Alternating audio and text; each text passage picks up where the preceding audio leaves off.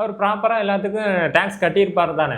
கட்டாமலா இருப்பாரு? இவ்வளவு உதவி டேக்ஸ் கட்டியிருந்தாருன்னா கண்டிப்பாக வந்துட்டு அந்த டேக்ஸ் கட்டுற அளவுக்கு அவருக்கு பணம் இருக்குன்னா முதல்ல எந்த ஒரு அறிவாளியுமே தனக்கு நிற்கிறதுக்கு தனக்கு முதல்ல போட்டுக்க ஒரு துணி வேணுங்க.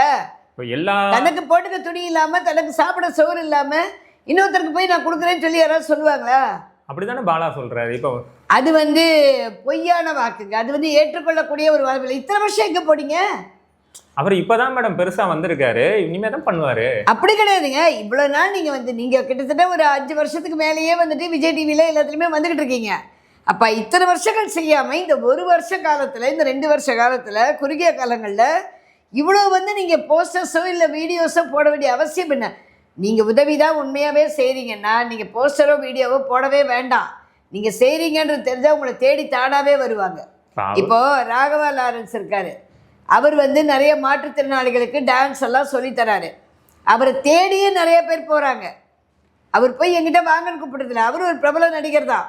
நல்ல வந்து பணம் சம்பாதித்த ஒரு முதல் தரமாக இருக்கக்கூடிய ஒரு நடிகர்.